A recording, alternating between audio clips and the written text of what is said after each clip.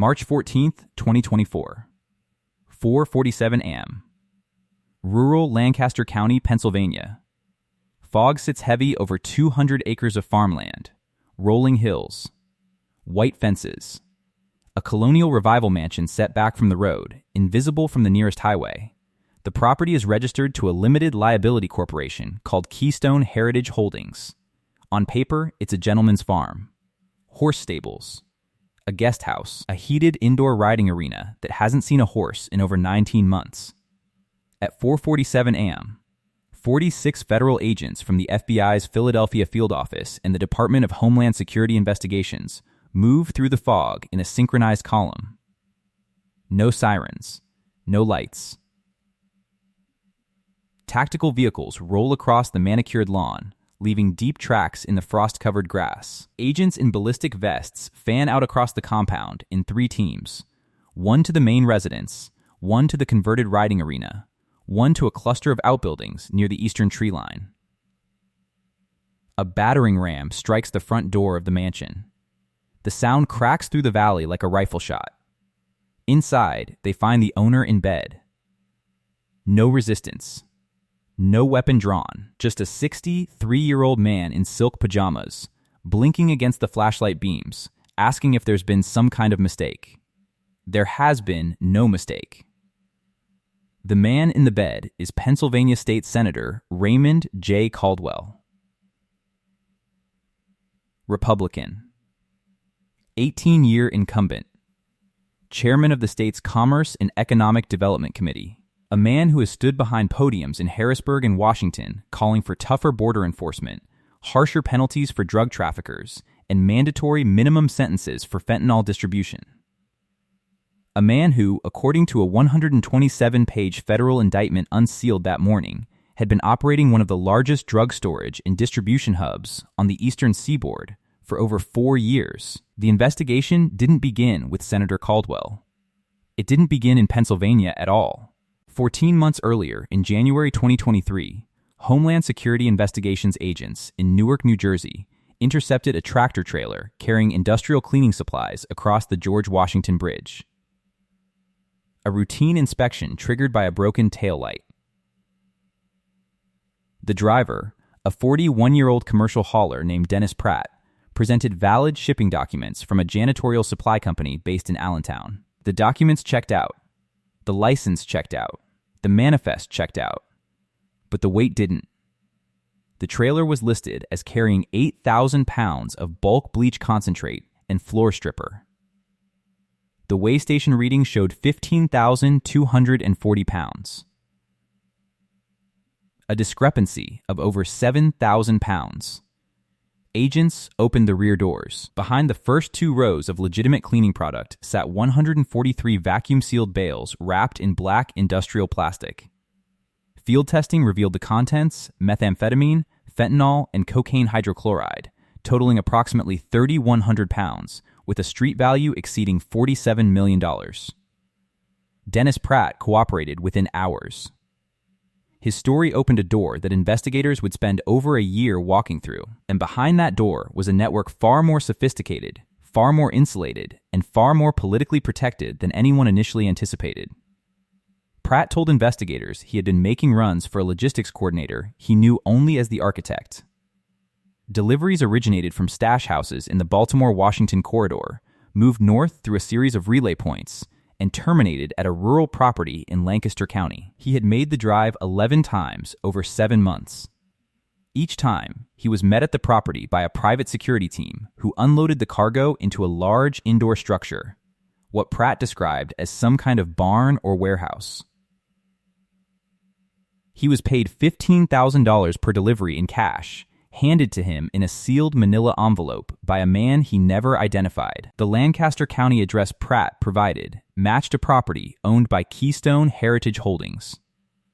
Corporate filings, subpoenaed from the Pennsylvania Department of State, revealed a layered ownership structure. 3 shell companies, registered in Delaware and Wyoming, funneled through a trust administered by a law firm in Philadelphia. At the center of the structure, buried beneath 4 layers of corporate insulation, was one beneficial owner: Raymond J. Caldwell. the FBI assembled a joint task force. Operation Iron Plow, as it was designated internally, brought together agents from Homeland Security Investigations, the Drug Enforcement Administration, EARS Criminal Investigation, and the Bureau of Alcohol, Tobacco, Firearms, and Explosives. The scope expanded with each passing month. Surveillance of the Lancaster County compound began in April 2023. Agents documented a pattern of activity that defied any legitimate agricultural explanation. Between April and November of that year, 17 tractor trailers entered the property through a gated back entrance accessible only from a private road. Each arrived between midnight and 4 a.m. Each departed before dawn.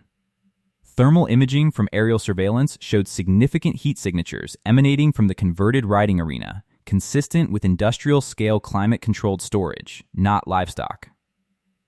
Court-authorized wiretaps on 6 phones associated with the operation captured over 4,300 calls and 11,000 text messages. The communications revealed a distribution network spanning 7 states: Pennsylvania, New Jersey, New York, Maryland, Delaware, Virginia, and Connecticut.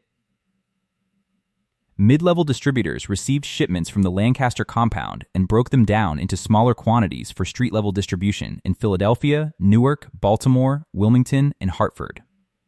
The financial investigation ran parallel. EARS criminal investigation agents traced a river of money flowing through 14 bank accounts across 9 financial institutions. Cash deposits, structured in amounts just below the $10,000 reporting threshold, a technique known as structuring, funneled into accounts controlled by Caldwell's shell companies. Those funds were then layered through commercial real estate purchases, political action committee donations, and a charitable foundation called the Caldwell Family Trust for Rural Development. The foundation, investigators discovered, had never funded a single rural development project. It existed solely as a laundering vehicle. Over 4 years, an estimated $22.6 million in drug proceeds passed through its accounts. Senator Caldwell, meanwhile, maintained his public schedule without interruption. In June 2023, while 17 tons of narcotics moved through his property, he delivered the keynote address at a law enforcement appreciation dinner in Harrisburg. He praised the men and women on the front lines of the drug war. He called fentanyl the greatest chemical threat to American families since the crack epidemic. He pledged to introduce legislation increasing mandatory minimums for trafficking offenses involving quantities over 5 kilograms. The legislation passed committee in September 2023. Caldwell voted yes. In October 2023, he appeared at a ribbon-cutting ceremony for a new regional drug task force center in Reading. He shook hands with the county sheriff. He posed for photographs. He told a local television reporter, on camera, that drug traffickers should rot in prison. That same week, according to the federal indictment, his organization received and processed a shipment of 1,400 pounds of methamphetamine and 600 pounds of fentanyl through the Lancaster County compound. The circle of complicity extended well beyond Caldwell himself. 9 co-defendants were named in the indictment. Among them, 2 members of Caldwell's legislative staff who coordinated logistics using encrypted messaging applications. A retired Pennsylvania State Police Sergeant named Frank Moretti, who provided counter-surveillance and advance warning of law enforcement activity in the region. And a Philadelphia-based attorney named Andrea Suresh, who structured the shell company network and facilitated the money laundering operation. Moretti's role proved especially damaging to the investigation's timeline. Wiretap evidence showed that on at least 3 occasions, Moretti had accessed law enforcement databases to check for active surveillance operations near the Lancaster property. He used credentials from his former position, credentials that should have been deactivated upon his retirement, but had not been due to an administrative oversight. Each time he found no active warrants or operations, he sent a coded text message to Caldwell's chief of staff. Weather looks clear for the weekend. That a retired law enforcement officer could access active databases and use that access to protect a drug trafficking operation represented, in the words of the U.S. Attorney for the Eastern District of Pennsylvania, a catastrophic failure of institutional security protocols. The raid on March 14, 2024, was the culmination of 14 months of surveillance, financial forensics, and wiretap analysis. It was coordinated across 4 states simultaneously. At the Lancaster compound, agents breached the converted riding arena at 4:52 a.m. Inside, they found what one senior agent later described to the press as a professional-grade logistics center. The 12,000-square-foot structure had been retrofitted with industrial shelving, climate control systems, commercial-grade vacuum sealers, digital scales, and a fleet of forklifts. Surveillance cameras covered every angle of the interior. A reinforced concrete room in the northeast corner functioned as a vault. Inside the arena and the adjacent outbuildings, agents seized 7,200 pounds of narcotics. The breakdown: 3,400 pounds of methamphetamine, 2,100 pounds of fentanyl, and 1,700 pounds of cocaine hydrochloride. Combined estimated street value, $112 million. They also seized $3.8 million in U.S. currency, bundled and stored in fireproof safes. 14 firearms, including 2 AR-15 style rifles and a modified shotgun. 47 prepaid cellular phones. 4 encrypted laptop computers. And meticulous records, handwritten ledgers and digital spreadsheets, documenting 4 years of transactions, routes, quantities, and payments. The records were devastating. They named names. They listed dates. They cataloged every shipment, every payment, every distribution point. Caldwell, it appeared, had been fastidious in his record-keeping, a habit that likely stemmed from his years of managing legislative budgets and campaign finance reports. That same precision now served as the prosecution's most powerful weapon. Simultaneous raids struck locations in Philadelphia, Newark, Baltimore, and Wilmington. Across all sites, federal agents arrested 9 of the 10 named co-defendants. The 10th, a logistics coordinator believed to have fled to the Dominican Republic, was apprehended 6 weeks later by Dominican authorities and extradited under a mutual legal assistance treaty. Senator Caldwell was arrested in his bedroom without incident. He was transported to the federal courthouse in Philadelphia, where he appeared before a magistrate judge at 2:00 p.m. that same afternoon. He entered a plea of not guilty. Bail was denied. The judge cited the severity of the charges, the scope of the operation, and what she termed overwhelming evidence of sustained criminal enterprise at the highest level of state government. The indictment carried 37 counts. Conspiracy to distribute controlled substances. Possession with intent to distribute methamphetamine, fentanyl, and cocaine. Money laundering. Structuring financial transactions. Conspiracy to obstruct justice. Use of a communication facility in furtherance of drug trafficking. And a forfeiture count seeking the seizure of all property connected to the enterprise, including the Lancaster compound, 3 commercial properties in Philadelphia, 2 vehicles, and all funds held in the 14 identified accounts. If convicted on all counts, Caldwell faced a mandatory minimum sentence of 40 years, under the very sentencing guidelines he had publicly championed. At a press conference held outside the federal courthouse on March 15, 2024, the U.S. attorney stood behind a podium flanked by representatives of the FBI, DHS, DEA, and ERS. This case represents one of the most egregious betrayals of public trust this office has ever prosecuted, she stated. A sitting state senator entrusted with the welfare of his constituents used his position, his resources, and his political connections to operate a drug trafficking enterprise that poisoned communities across 7 states. The fentanyl seized in this operation alone, 2,100 pounds, is sufficient to kill every man, woman, and child in the United States several times over. She paused. Let that number settle. The FBI's special agent in charge added, "No one is above the law. Not a senator. Not a retired police officer. Not an attorney. The institutions of justice do not bend for title or privilege." The 20,100 pounds of fentanyl recovered from the Lancaster compound equates to approximately 952,544 grams. At a lethal dose of 2 milligrams, that quantity represents enough to cause roughly 476 million fatal overdoses. That figure is not an abstraction.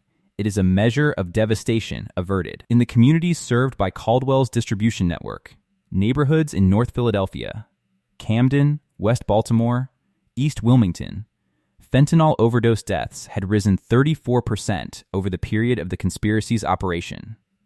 Impact statements filed by families in those communities told stories that no indictment could capture. A mother in Kensington who lost 2 sons in 18 months.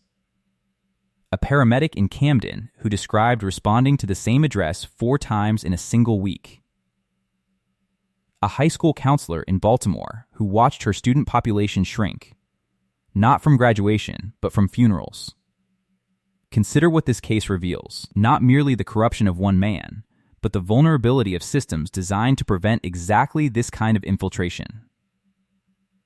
A state senator who sat on oversight committees while operating a criminal enterprise. A retired law enforcement officer who exploited unrevoked access to protect that enterprise.